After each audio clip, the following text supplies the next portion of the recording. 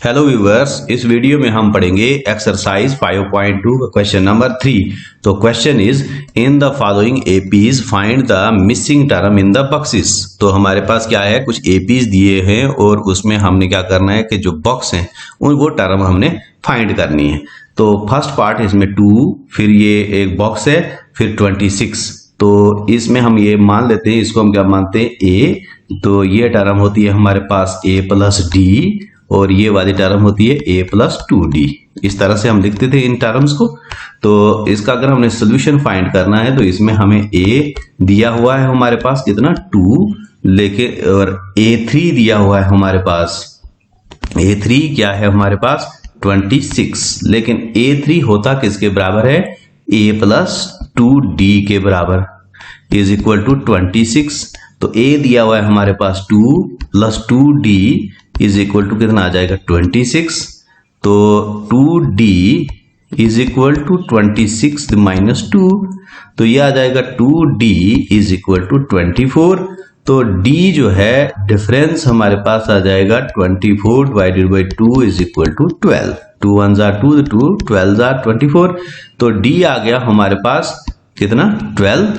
तो अगर हमने a2 निकालनी है, क्योंकि ये a2 है, इसको हम a बोलते हैं, ये a2 है और ये a3 टर्म्स है, ये टर्म्स है हमारे पास। तो a2 निकालना होगा। तो a2 किसके बराबर, a2 किसके बराबर होगा, a2 is equal to a plus D के बराबर। तो a2 जो है हमारे पास किसके बराबर आ जाएगा, a तो हमारे पास दिया हुआ है 2 प्लस d भी दिया है 12 हमने निकाला अभी, तो इज इक्वल टू 14। a2 जो टर्म आएगी हमारे पास क्या आ जाएगी 14। ये 14 टर्म आ गए हमारे पास। इस तरह से हम ये निकाल देंगे क्वेश्चन। तो इसी तरह से हम हमारे पास है सेकंड पार्ट, ये बॉक्स है हमारे पास, इसको हम बोलते हैं a। ये a2 है, ये a3 है और ये a4 है। तो हमारे पास क्या क्या दिया हुआ है, a तो हमारे पास है ही नहीं दिया हुआ। तो अब हम क्या करेंगे, सबसे पहले हम a निकालेंगे। a तो a2 हमारे पास दिया हुआ है, a2 हम लिख देंगे हेयर। a2 जो है हमारे पास कितना है 13, लेकिन a2 किसके बराबर होता है, a2 होता है a प्लस डी के बराबर। ये हमारे पास 13, ये आ गई हमारे पास इक्वेशन फर्स्ट।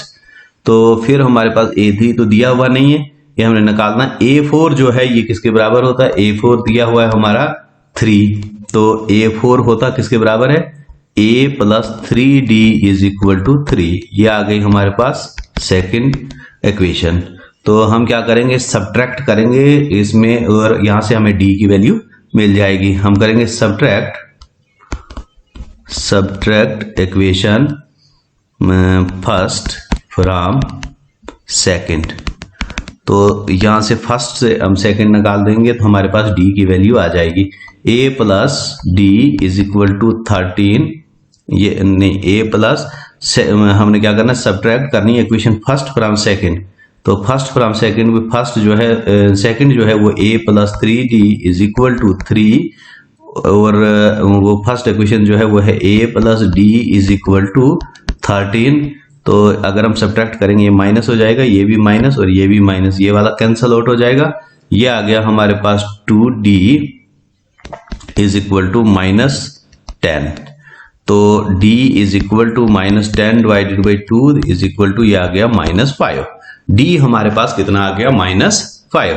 अब d की वैल्यू हम किसी भी इक्वेशन में पुट करके हम a की वैल्यू हम निकाल सकते हैं। तो हम लिखेंगे put the value of d in equation first. अगर हम फर्स्ट में लगा देंगे तो क्या आ जाएगा, यह है a plus D is equal to 13। तो a तो d कितना है हमारे पास -5 इज इक्वल टू 13। तो 5 आगे जाके प्लस हो जाएगा, a is equal to 13 plus 5। तो a आ जाएगा हमारे पास 18। a की वैल्यू भी आ गई हमारे पास 18। तो अब हम कोई भी टर्म निकाल सकते हैं। तो हमने ये टर्म जो है वो निकाल दी हमने, a वाली आ गई हमारे पास कितनी 18, तो ये आ गई 13। अब हमने a3 निकालना है। तो a3 किसके बराबर होता है, सो a3 कितना आ जाएगा, a3 आ जाएगा हमारे पास किसके बराबर होता है, a प्लस 2d। तो a हमारे पास दिया हुआ है 18 प्लस 2 है ही, d कितना है -5, तो ये आ जाएगा हमारे पास इज इक्वल टू 18 माइनस 10, तो ये आ जाएगा इज इक्वल टू 18 माइनस 10 हो गया हमारे पास 8। तो a3 जो है वो कितना आ जाएगा हमारे पास 8, ये भी हमने टर्म निकाल दी। a3 हमारे पास कितना आ जाएगा 8, ये आ गया हमारे पास 8। तो इस तरह से हम ये क्वेश्चन हल करेंगे। अब हमारे पास है थर्ड पार्ट जो है हमारे पास 5, फिर है बॉक्स, फिर 9.5। तो हमारे पास इसको हम क्या लिख सकते हैं, ये है हमारे पास a टर्म, ये है a2, ये a3, ये a4। तो ये इसको हम लिख सकते हैं, ये किसके बराबर हो जाता है, ये तो a है, a के बराबर ही, ये a प्लस d, ये a प्लस 2d और ये a प्लस 3d के बराबर होता है।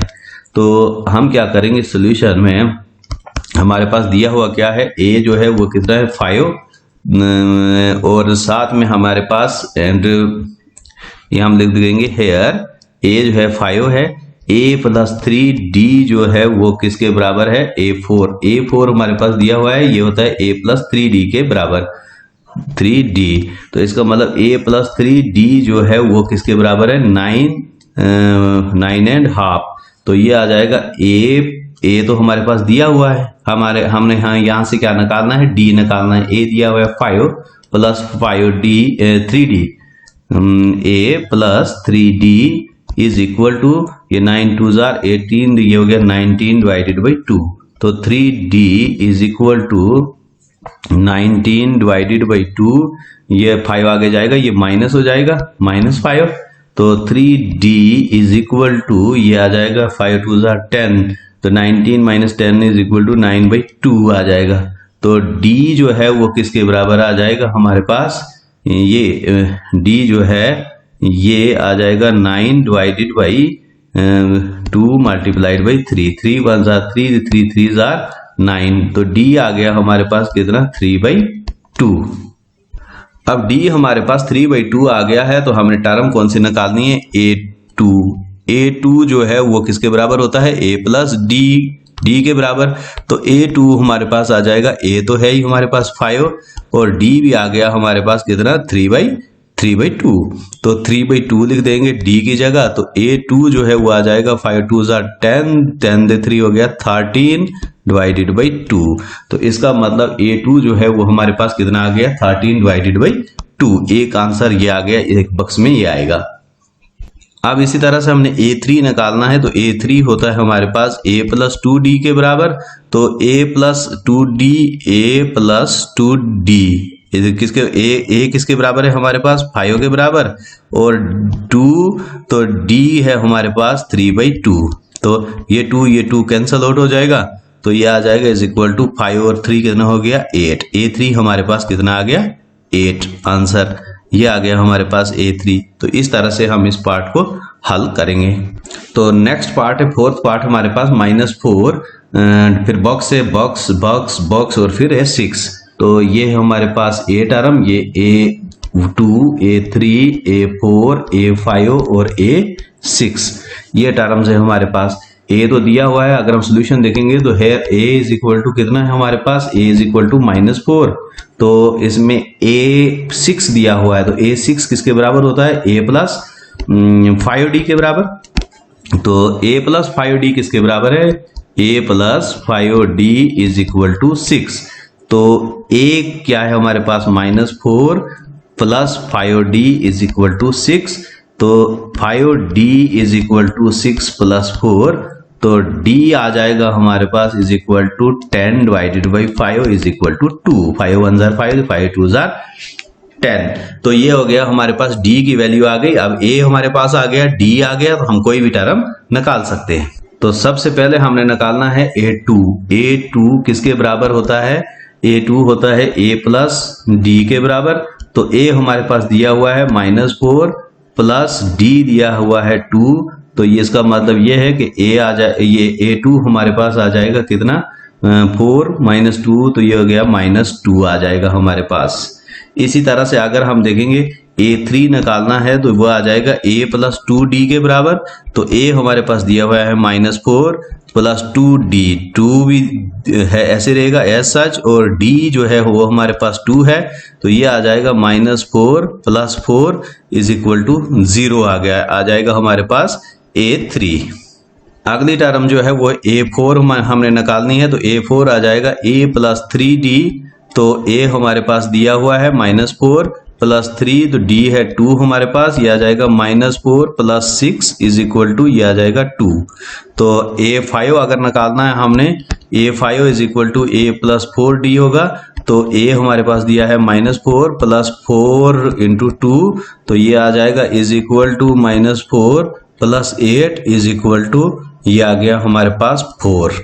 ये इस तरह से हम ये सारी टर्म्स निकालेंगे। तो यही निकालना था हमने, A2, A3, A4 और A5, तो ये सभी टर्म्स हमने निकाल दी। तो नेक्स्ट पार्ट जो ये पहले पार्ट की तरह है हमारे पास, जो फर्स्ट पार्ट था तो उसी टाइप का है ये पार्ट भी हमारे पास, फर्स्ट नहीं, ये सेकेंड पार्ट की तरह है।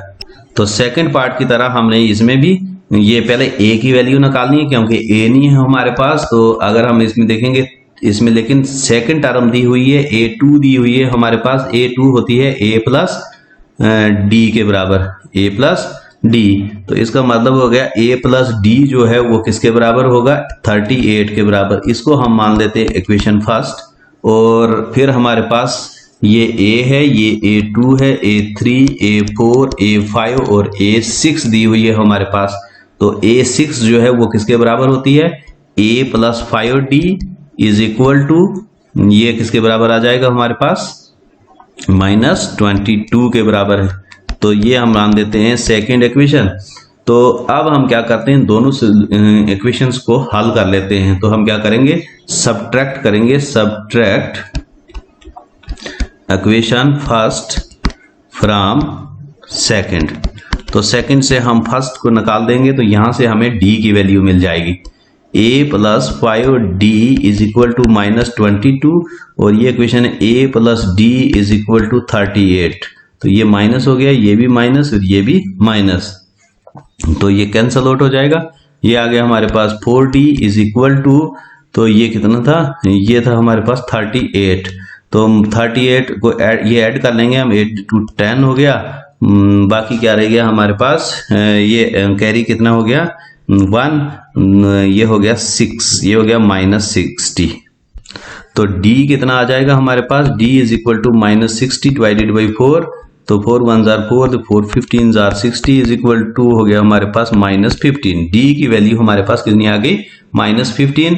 तो अब हम ये पुट करेंगे किसी भी इक्वेशन में, तो हमें A की वैल्यू मालूम हो जाएगी। तो हम लिखेंगे put the value of D in equation first. इसमें पुट करके देखते हैं, A plus D is equal to 38, A plus D is equal to 38। तो A ऐसे रहेगा, D की वैल्यू हमारे पास है -15 इज इक्वल टू 38। तो A आ जाएगा हमारे पास 38 प्लस 15। तो A आ गया हमारे पास 8 5 हो गया 13, 1 1 1 2 2 3 5 53। A की वैल्यू हमारे पास कितनी आ गई, 50। अब हमने A3 निकालना है, तो A3 होता है A प्लस D के बराबर, A प्लस 2D के बराबर, A प्लस 2D के बराबर होता है क्या, A3 2D is equal to A हमारे पास 53 है, 2 ऐसे रहेगा, D हमारे पास -15 है। तो ये इक्वल टू आ जाएगा 53 माइनस 30 इज इक्वल टू ये आ गया हमारे पास 23। इसी तरह से अगर हमने A4 निकालना है, तो A4 होता है A प्लस 3D के बराबर। तो ये आ जाएगा 53 प्लस 2 इन 2 नहीं 3D है, तो ये 3 इंटू -15, तो ये आ जाएगा 53 माइनस 45। तो ये आ जाएगा हमारे किसके बराबर, ये आ जाएगा हमारे पास 8 के बराबर। इसी तरह से हमने A5 भी निकालना है, तो A5 आ जाएगा हमारे पास A plus 4D is equal to ये आ जाएगा 53 plus 4 into -15 is equal to 53 minus 60 is equal to आ जाएगा -7 के बराबर। तो इस तरह से हम इस क्वेश्चन को हल करेंगे। अब हमारे पास क्वेश्चन नंबर 4, तो इसमें है which term of the AP 3, 8, 13, 18 is 78। कौन सी टर्म जो है वो 78 है। तो इसमें सबसे पहले हमारे पास दिया हुआ क्या है, here A is equal to जो है वो 3 है, तो D हम निकाल सकते हैं। D जो है वो किसके बराबर आ जाएगा, A2 माइनस A, तो ये आ जाएगा 8 माइनस 3 इज इक्वल टू 5। तो D आ गया हमारे पास 5। तो इसको हम मान लेते हैं कि ये जो 78 है ये nth टर्म है, इस क्योंकि हमारे पास एक ही फार्मूला है। हम इसको मान लेते हैं कि let the 78 is nth term of AP, nth term of AP। हम मान लेते हैं कि 78 जो है वो क्या है, nth टर्म ऑफ AP है। तो हम फार्मूला लगा देंगे AN is equal to A plus N minus 1 into D। यही फार्मूला है हमारा निकालने का। इसमें से कोई भी ये जो इस एक्सरसाइज में जो भी क्वेश्चन होगा उसमें ये 4 चीजें होंगी, 4 में से 3 दी होंगी तो एक हमने निकालनी है। तो इसमें हमने क्या निकालना है, n, क्योंकि हमने nth टर्म निकालनी है। तो AN का मतलब हो गया कि यहाँ हमने A78 निकालनी है, हमने AN निकालनी है। तो AN हमारे पास दिया हुआ है, AN इसमें कितना है 78 इज इक्वल टू A की वैल्यू हमारे पास दी हुई है 3 प्लस N हमारे पास N हमने निकालना है, तो -1 इंटू D हमारे पास दिया हुआ है 5। तो हम क्या करेंगे, सबसे पहले ये N minus 1 into 5 is equal to 78, 3 को आगे ले जाएंगे, ये माइनस कर लेंगे, तो ये आ जाएगा N minus 1 is equal to 78 में से 3 माइनस कर लेंगे, तो ये आ जाएगा 75 डिवाइडेड बाई 5। 5 1 जार 5, 5 1 जार 5 हो गया, 5 1 जार 5, बाकी क्या बचे यहाँ पर 2 25 5 5 जार 25।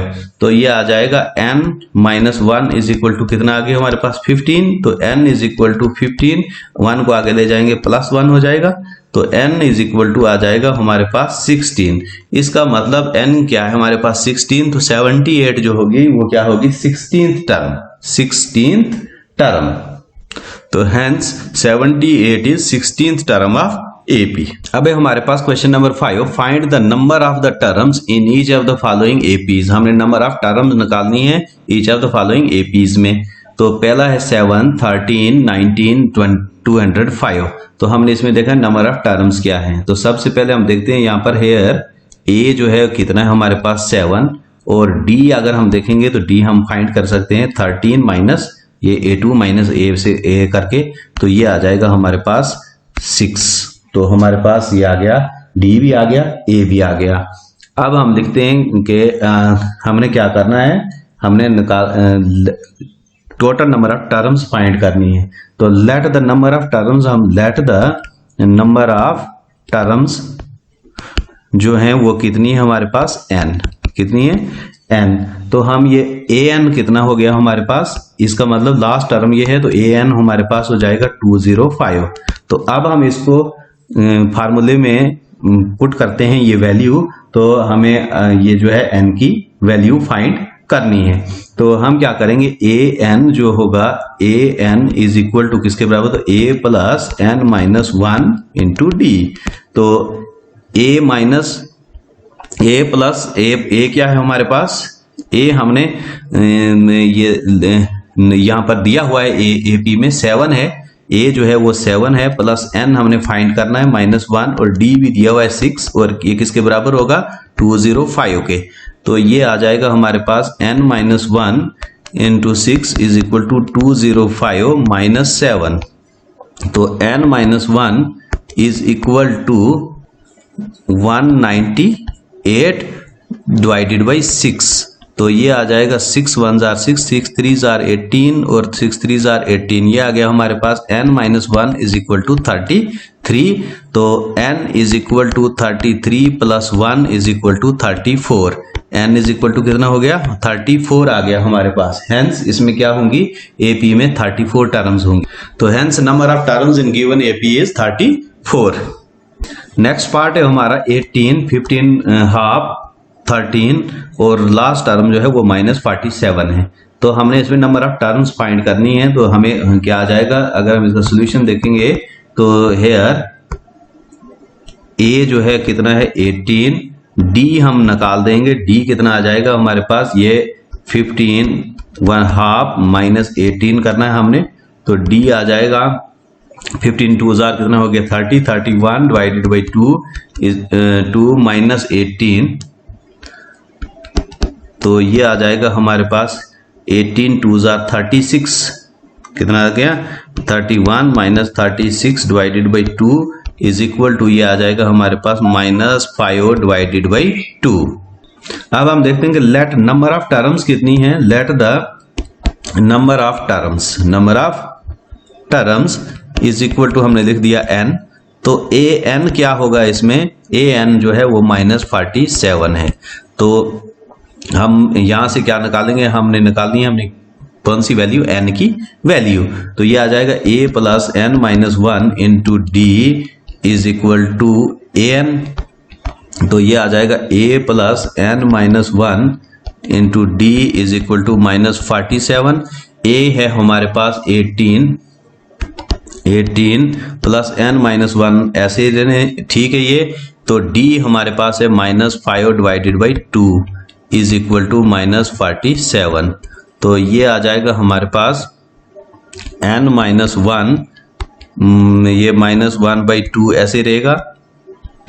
तो अब हम इसको क्या करेंगे, 18 को आगे ले जाएंगे, ये हो गया -47 और ये हो जाएगा -18, तो ये आ जाएगा -5 divided by 2 into n minus 1 is equal to -65। तो ये माइनस माइनस कैंसल आउट हो जाएगा, तो n minus 1 is equal to 65 multiplied by 2 divided by 5, ये उल्टा हो जाएगा आगे जाके। तो ये आ जाएगा n minus 1 is equal to 5 1 5, 5 13 65, तो 13 2 26, तो n इज इक्वल टू आ जाएगा 26 प्लस 1, तो n आ गया हमारे पास कितना 27। तो इसमें नंबर ऑफ टर्म्स कितनी होंगी 27 होंगी। अब हमारे पास question number 6, check whether 150 is a term of AP 11 8 5 2। तो हमने देखना है कि हमें चेक करना है कि -150 जो है ये इस AP की एक टर्म है। तो हम इसमें सबसे पहले देख लेते हैं, हेयर A जो है कितना है हमारे पास 11 है, और उसके बाद D हमारे पास कितना है, D हम निकाल देते हैं 8 माइनस 11 इज इक्वल टू आ जाएगा -3, तो D भी आ गया हमारे पास -3। A जो है वो कितना है 11 है, तो हम लेट कर लेते हैं कि ये टर्म है, हम चेक करना है, लेकिन हम लेट कर लेते हैं कि ये nth टर्म होगी AP की। हम लिखेंगे let -150 is the nth term of AP, nth term of AP। अगर ये nth टर्म है तो हम इसमें फार्मूला लगा देंगे और n की वैल्यू फाइंड करेंगे।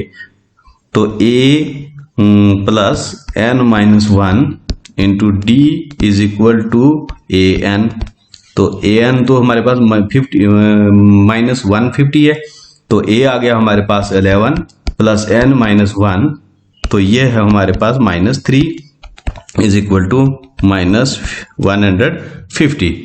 तो ये आ जाएगा, अब ये ऐसे रखेंगे हम -3 n minus 1 is equal to -150, तो ये 11 माइनस हो जाएगा आगे जाके, तो ये आ गया हमारे पास -3 n minus 1 is equal to -161, ये माइनस माइनस कैंसल आउट हो जाएगा, तो n किसके बराबर आ जाएगा हमारा, n minus 1 is equal to 161 divided by 3, तो ये हमारा डिवाइड नहीं होता है, तो हम क्या करेंगे n is equal to 161 divided by 3 plus 1, तो ये आ जाएगा n इज इक्वल टू